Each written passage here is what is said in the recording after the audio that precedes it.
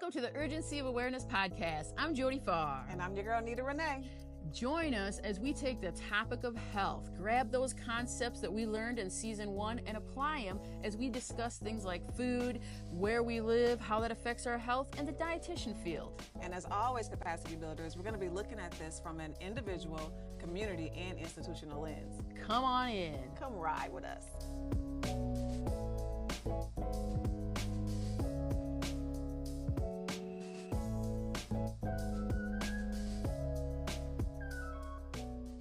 Hey, capacity builders, what's more important to your health?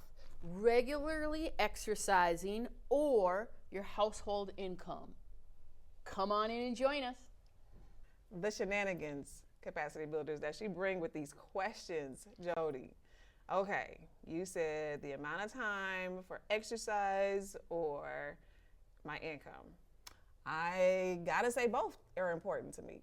But I know you got something up your sleeve. What's going on with this question? You know I always have something up my sleeve. Yes. Well, we have Maya here today who's going to introduce herself. I'm so excited because we're going to break this down. Okay. All right. Okay, come on, Maya. All right. Hi, everybody. I'm Maya Feller. I'm a registered dietitian nutritionist. I have a private practice in Brooklyn, and we focus on serving people who have diabetes, hypertension, and cardiovascular disease from a lens of cultural humility. What does that mean? It means that you are the expert in your lived experience, and I am the expert in nutrition, and we bring the two together to create a nutrition prescription that is sustainable and actionable for you. Maya, it's so awesome to have you here. On our previous episode, you told us about the social determinants and got us to think a little bit bigger. And then afterwards, audience members, we were talking, and you started telling me about macro and micro social determinants. Can you tell us what that's about and help us define that and how that impacts our health? Yes, absolutely. So I'll just go back, Jody, and I'll say social determinants of health are influenced by things like where we live, where we work, how we play, all of these structural systems, as well as the individual, right? Right. It's not and I want to point that out, not an either or. That's exactly right. And. It's a both and. That we're making individual choices, but as in our other episode that we talked about is the where we make it, our zip code. Exactly. You know, the community around us and what's around us affect those choices. Exactly. Yes. So when we're thinking about the macro versus the micro is the larger, right? So it's culture, right? What cultural norms do we move in, right? There's our individual culture that we all identify with, but then there's what is the social culture, for example, of your workplace, the social culture of where you live. Then there's also the economy. That's a macro. And where you fit in the economy is actually the micro. Well, right? It's a micro in my billfold, that's for sure. It ain't macro. So, but yeah, keep going. Yeah, all right, and so then when you're thinking also about your individual health in this macro versus micro, it's how do you find care? Who are the care providers that you're working with? How do you find housing? That's the micro. So it's the small inside the large. And when we're thinking about how the macro and the micro work together, it's the both and. It's not an either or. All right, let me give you an example. Well, before you do that one, I'm going to go to the audience members, page 7, you know, the graphic, you know, individual, institution, community, and policy.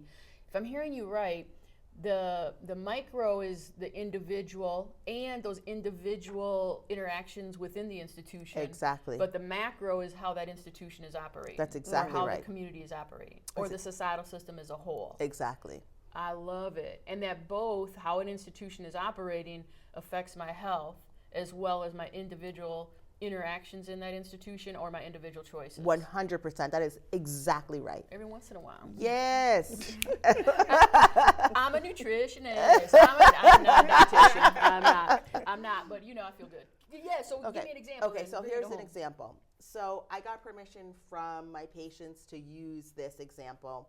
I'm going to change their names just for privacy. So I work with a couple, and I've worked with a couple for years, and the dad's name is John, and the mom is Maria. John works for New York City Transit, and that's the macro. And Maria works for the New York City Department of Education. That's the macro. Because of the institutions as a whole. Exactly, Gotcha. right? So those are the institutions that they work within. Now, New York City Transit runs on a 24-hour schedule, meaning that it could be midnight and your shift could begin at 12:03 a.m. if you work on a 24-hour schedule. That's just how they go. Maria works for the Department of Education. However, she's a paraprofessional, and she works with children who have significantly higher needs. Usually the school year is September in New York City through June. However, because these children have higher needs, this school year goes year round. So she would have the possibility to work September through September through September through September, right? Just continue all the way through, but she works September through June. Her hours are 8 in the morning until 4 in the afternoon. Now remember, John is on a 24-hour schedule. These are the systems that both of them work in. The micro is, how do they get their groceries? How do they cook their food? How do they eat together? How do they navigate doctor's appointments for themselves and their children? Every time I meet with them, they're both exhausted because of the systems that they work in. And the systems have actually set both of them up for poor health. Talk to us more. That was how good. So? How so? So- Because I know right now a lot of listeners are like, yeah, you just named me and my partner, or me and my spouse, or me and my, you know what I mean? Yeah. So break it down more. How is the system? Setting them up for poor health. All right, so let's take John, for example. John works 24 hours running a train. Okay. But he doesn't work 24 hours, but you're saying his shift may vary. Well, here's the thing. So he himself does not work 24 hours. However, because it's a 24-hour shift, he's dependent on the person that's coming in at the next shift to show up at the right time. Otherwise, he needs to stay on. His workday can go from 8 to 12 to 18 hours in the flip of a switch. Gotcha. He's at the mercy of the system. If you're running a train, there's no access to a bathroom. If you're running a train, when do you eat and what do you eat? If you're running a train, when do you move your body? If you're running a train and your shift is 24 hours, when do you sleep? If you're running the train, when do you go to the doctor? If you're running the train, when do you see your family and your children? Because even if you make a doctor appointment, the next person doesn't show, he has to stay. There you go. And I have seen the little space that the conductors are in. Exactly. And then I was just picturing that, and I'm like, I'm thinking the air he breathes. The air quality, there's no sunlight, and it goes on and on and on and on. And it's very interesting in New York City Transit, they have a very high incidence of cardiovascular disease deaths. Makes sense. Right? I was Because breathing heavier listening to You know what I it. mean? Yeah. So that's just John in that relationship.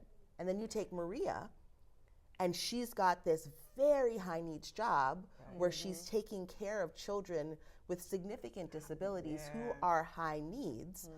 And she then has to go home and take care of herself and her family.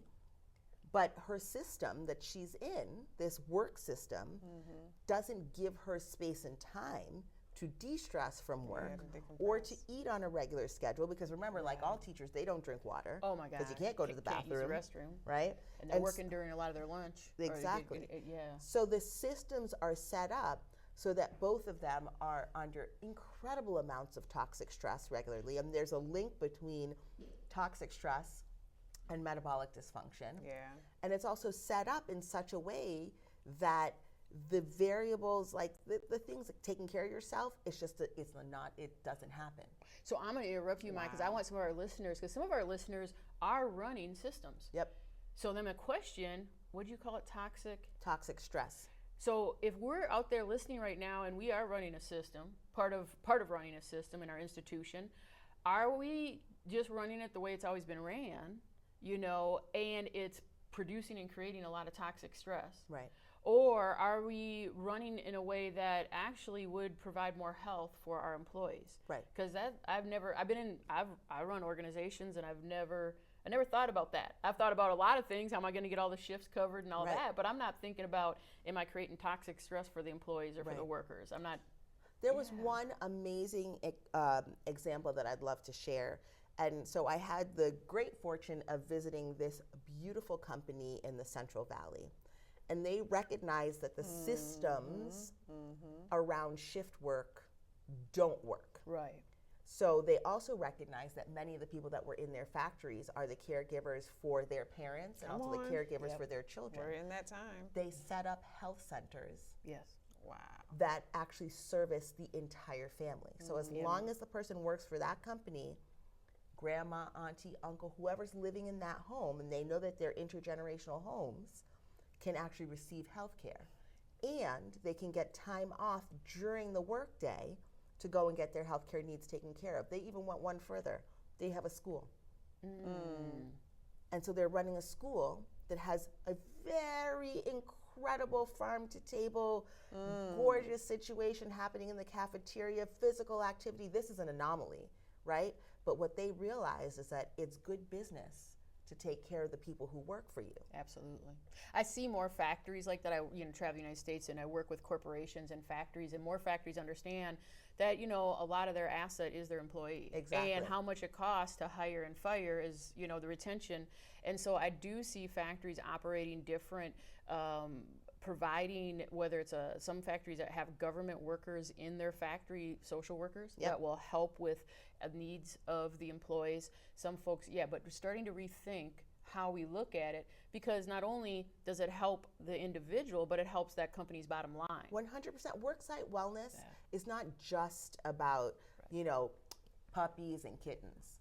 Although there's nothing wrong with puppies There's and nothing kittens. wrong We're with okay puppies with and them, kittens. but yes. But worksite yeah. wellness is really about saying, okay, what is this structure that we have, and how can we actually help the people? Because really, no company is running without the people that are running the company, right? The workers, if the workers are not there, no company is running, right?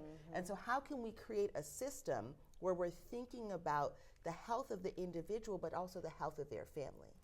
And it's funny because I often say to my patients when I'm working with them, when's your next vacation? And they're always like, well, I can't. And I'm like, well, you can't wait. You can't afford to not take time off. And it's not like you just mentioned, it's not that we don't have examples. It's, do the people like you mentioned that are working these systems, are they really advocating and wanting to do something different? Because we've seen Google started that a long time ago, where they, With the meals and everything. Oh, absolutely. Well, and I think that's why what we're doing is to bring that awareness. Because even I'm like, man, I wrote the book and everything, but as you said that, I'm like, you know what, I've never, when I've supervised or I've been in leadership roles, or even I'm on some boards, I've never thought, wait a second, let's hit the pause button, one of our tools, let's hit that pause button, and let's think about how are we creating a system that's contributing to that toxic stress? Right. Just specifically having that in mind, knowing that not only is it the right thing to do for an individual or that family, the employees, but it's also going to help the bottom line. Right. It's a both and. The bottom line, and those youth that are then becoming adults and then will be working in those spaces who want that type of environment, or those type of environments. And that's the thing, is that younger generations are very much like clued into this. What are you doing so that I can be well? Absolutely. Where we're all about the bootstrapping, and they're like, no, what are you doing so that I can be well? And that's because we're teaching them. Right. Like this is that generation shift where we're like, we're tired of it.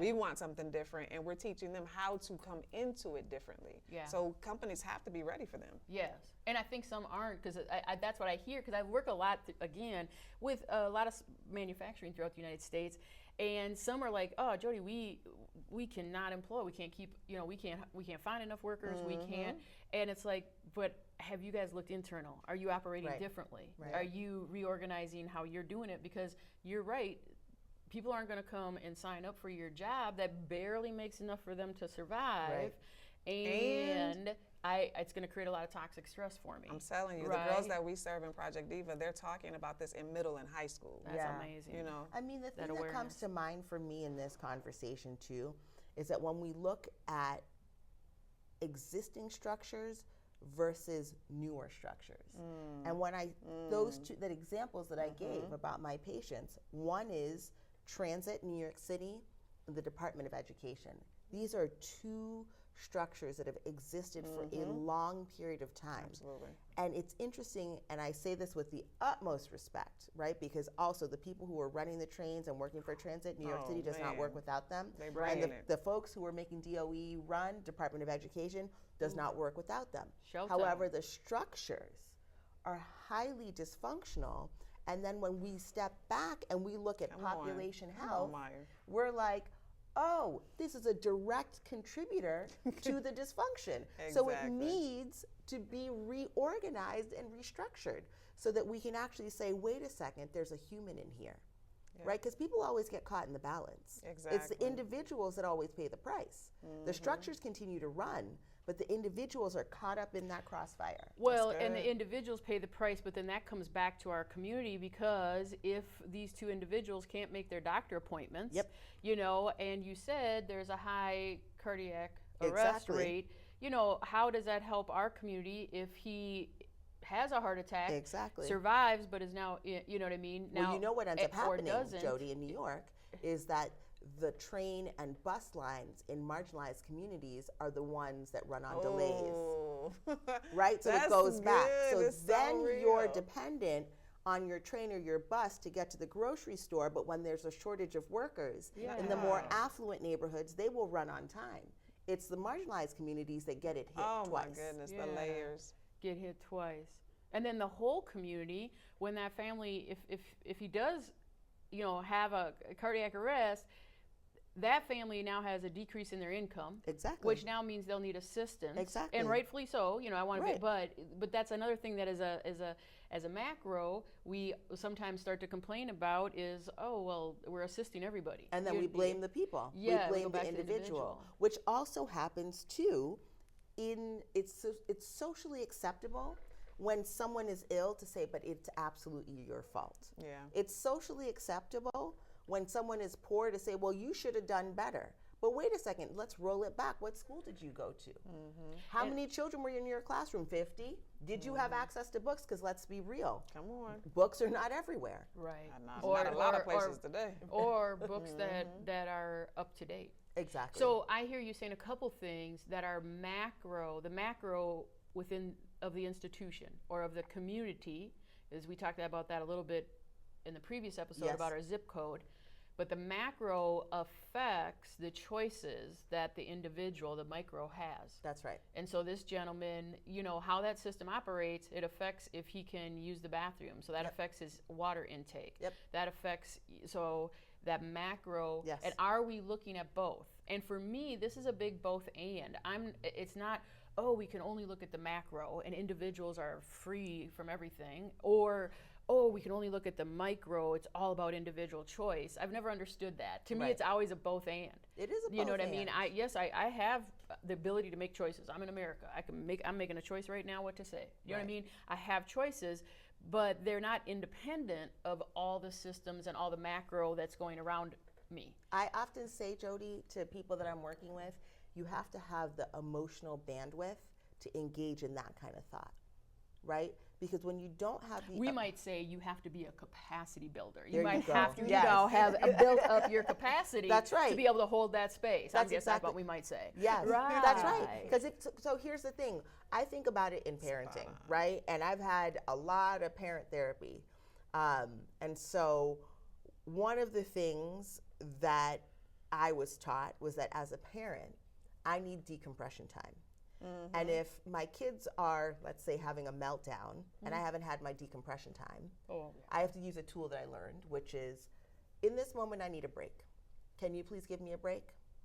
However, that's a privilege yeah. because that was a skill that I was taught. And if I don't have the skill, it's sit down. I told you, leave me alone. In my head, I'm like, that's what I would do. You're like, well, when my kid melts down and I want to have a meltdown, I'm like, yeah, I start yelling. You're like, I take a break. And I'm like, ooh, that's But you, so yes, it's the but same you thing, learned it. right? You It's a had the skill. awareness, There and you learned it, and you have the ability to do it. Right. Because a lot of parents, you know, you live. We forget that if you don't make a certain income in America, you have to double and triple up to own a Exactly. to be in a house, and so there is no taking a break within Right. that house.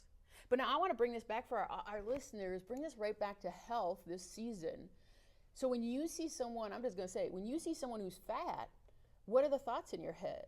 And you ain't got to answer that out loud because some of us are embarrassed. You know what I mean? Because some of us are thinking, girl, eat less, or girl, go to the gym, or and and research shows it that if we have people who we deem as fat or obese, whatever term we want to use, we get shorter with them quicker. We dismiss them faster. We do all of those things. Yep. But in that moment, so that's how we like to focus on the micro. Yeah. Because we just think, well, that person should just have more willpower. Yep. That person should just go to the gym because I go to the gym and I have willpower, so it works for me. And I think that's yay. And there's choice. And are you equally thinking in your head about, hey, I wonder where that person lives. Right. I wonder what macro systems they're involved in. Right. Where are they working? What contributes to this? Right. Because I hear you talking, we have to look at both. Absolutely. And I know a lot of times our first thing to do is just to look at that micro, especially when it comes to health. So I think in terms of nutrition and dietitians and dietetics on the whole, I'm an outlier. I know that for a fact, right? I know that with all of the training and everything that I've had from starting working in the community, I don't look at someone and draw a conclusion. Yes, I have my biases. We all do. We all do, right? I've done so much work to literally unpack my biases that I look at someone who's in a bigger body and I'm like, they're in a bigger body. And that's actually something that I often say. It's like, all I can see is that you are in a bigger body. I don't know anything else about you. So I'm going to sit back and wait for you to tell me what's going on. And investigate. Right? So that's how I operate. I also understand that is not how folks operate. At all. I also know that people, they're super aesthetic. They are very aesthetic. Whenever I am on air and the makeup and the face beat and the hair, I can't tell you the comments I get. Oh my gosh, I love how you look. Well, did the health message hit you any harder? Right. Are you going to listen to me the same way if I'm in my head tight, when I just woke up? Likely not. So I get that also it plays back into how we want people to look, and we place a value on being slender and what is deemed to be quote unquote beautiful. Yeah. Right? Absolutely. Whether or not you are male or female presenting, right? So whatever it is for that we've assigned to that gender, then if you fit that ideal and then you perform that, we're more likely to listen to you. And anyone who's outside of that, not only just not only just listen to you, but I love the way we have been talking before, and you were like, you can look healthy on the outside, but be totally not unhealthy on the inside. Exactly. So that definitely But how speaks we to value that look, because girl, you just called me out. You were on TV. You were in my kitchen on my TV. And I was walking through the kitchen and you look gorgeous. I was like, dang. And it made me stop and listen to you.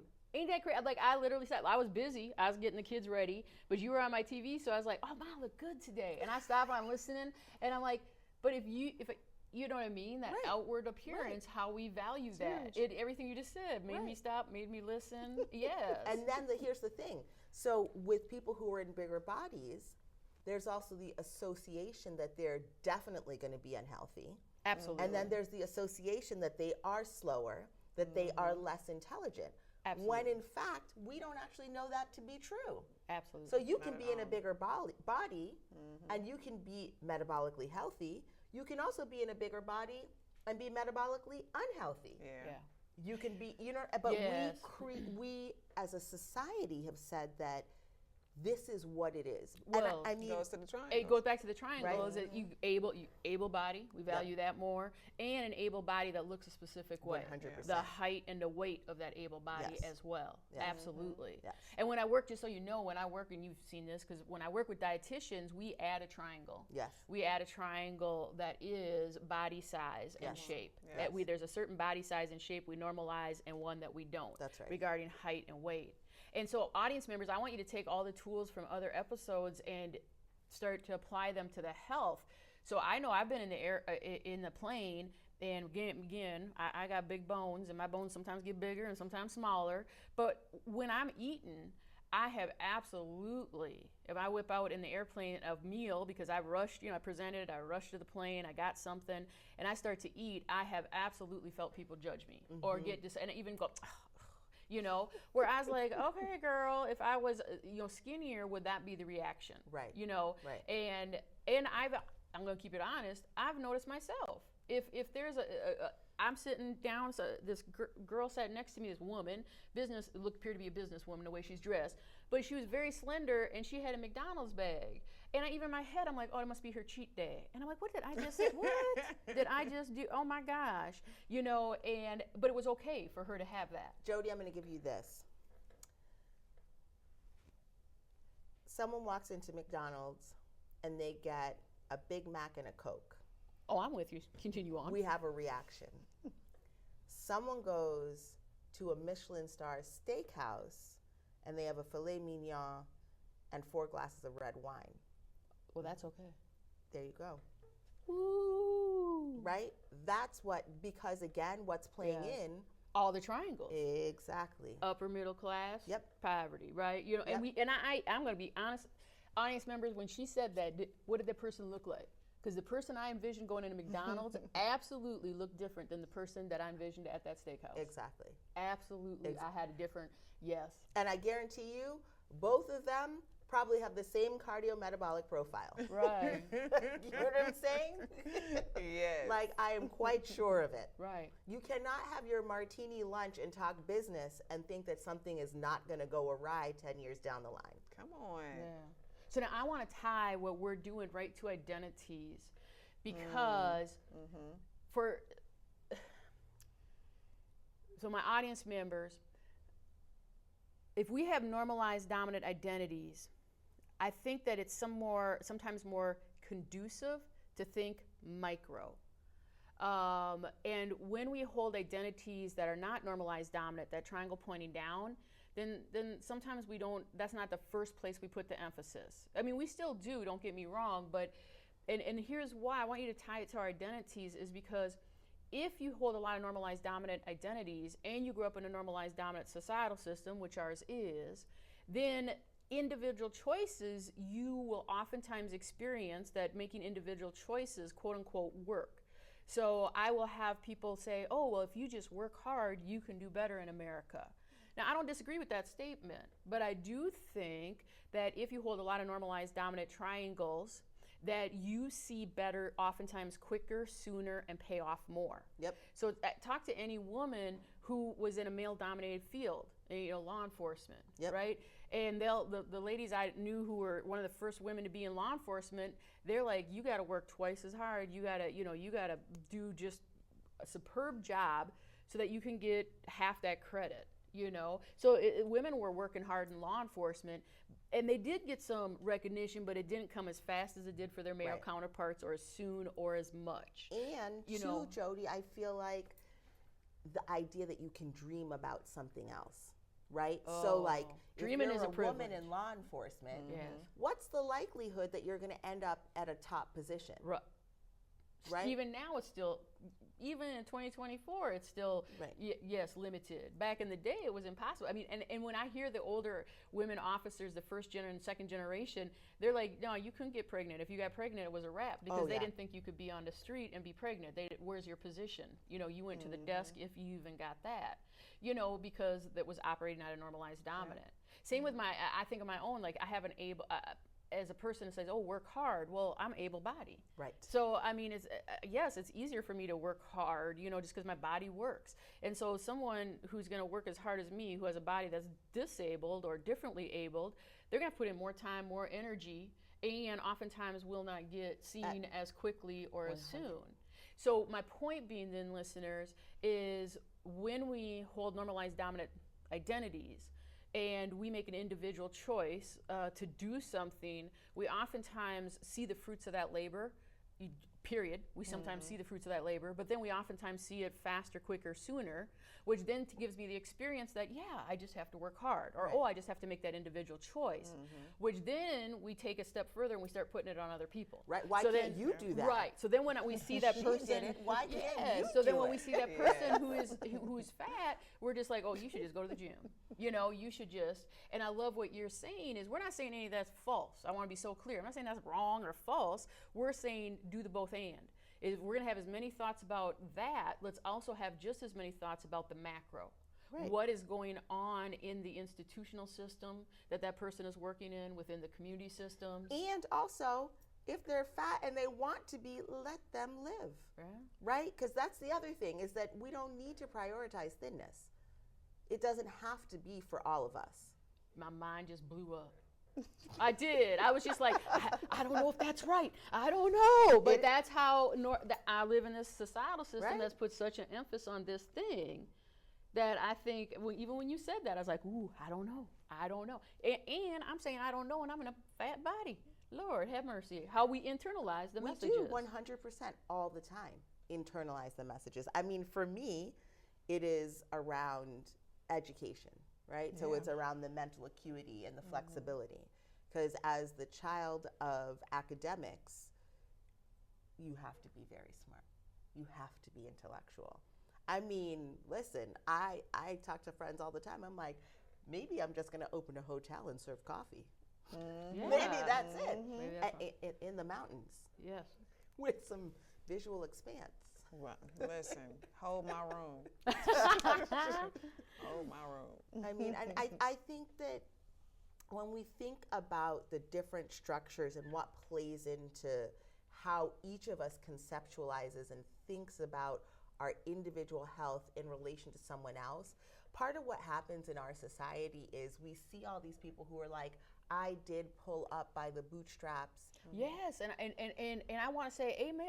Yes, because yes, I don't discount that about the two extremes, because I Right. did work hard. I've been working since I was 12 years old. Yep. I worked hard, and I can very clearly see how the macro Yes. has benefited me, Yes. and how some of my identities have benefited me. Yes. Yeah, but so you cut you No, off. not at all. But that's because- exactly it, right? But it's that both It's and. the both and. Yes. And I think what ends up happening too is as we get more and more ill and deeper into sickness, Yeah. it becomes harder to dig ourselves out of that proverbial hole. Because the truth is that when you are in that downward facing triangle and it is raining on you, Come on. you can't catch up. Yeah. Yeah. And the then- systems are not in place to actually allow you to catch up. It's way more and challenging. then you give up. Yeah, I mean, it is what it is. Right. Oh, go ahead. No, I was just gonna go ahead. Well, I just wanted to say that, take it that one step further on macro, that one of the things I've been reading about and looking at is in America, we're one of those countries, and I travel a lot of countries, we're one of those countries that it doesn't make anybody money if you're healthy. Right. In America, with how our health system is set up, our macro system in a capitalist society, there's a lot of people getting paid if you and I are unhealthy. That's exactly right. There's a lot of people getting paid if they have to Oh, treat yeah. a disease. Oh yeah. There's a lot of people getting paid, but if people are healthy, there's not a lot of money in that. That's correct. So anytime there's not money in something within a capitalist societal system, you really have to intentionally take time to look at it, because the system itself isn't conducive to looking at it, That's because it's not making a lot of money. That's exactly And so to think about take even that further step back in the macro of capitalism and healthcare, which is at least 4 episodes on its own. Literally. And I don't pretend to understand it all, but it's like, yeah, I think, we're just not putting a lot of energy there because there's not money in it. Not to say that no one is, Right. but it's not the emphasis. And I think that that's the hard part, right? When we step back and we say, well, how do we take these broken systems that are linked to humans and create urgency around the desire to make a fix or a change? And how do we say, for people who are in positions of power, I hold power, however, there's plenty of space at the proverbial table for me to scoot over and give someone else a chance. I'm not giving anything up, but how can I scoot over, open up and make room. space, make Yeah. some room? Yeah. Whew, y'all, this was a rich conversation. It was so necessary, though. Y'all see, I was quiet as heck over here because it was a lot. So there is hope for us, though. Absolutely. Right? That's why we have you at the table, Maya. That's why we do what we do, Jody. So as we close, ladies, what would you like to impress on our capacity builders? I love that there's hope. We're all in this together. I mean, we're all on this journey of awareness, and how does living in this societal system affect us, both at a macro level and a micro level. And then as we get that awareness, applying it to all these fields. So that's why I love having you here, because applying it to health and how we take these things that we normalize dominant and how it shows up in the health world. Like, you blew my mind up with a couple examples. I'm like, oh, I just did that, right? So we're all in this together, and the more we have awareness, the more we can hit the pause button. Absolutely. And we can start to show up different. And I like what you said, I ain't got to give up everything, but how do we create space? How do we slide over and start to look at things differently? Yeah. Amen to that. Amen to that. All right, well, as we close, capacity builders, this was good as usual. You could have been anywhere else, but you chose to be here with us. This is us building capacity within ourselves, in our communities, and in our institutions. We appreciate you for hanging out, and we'll see you on the next one.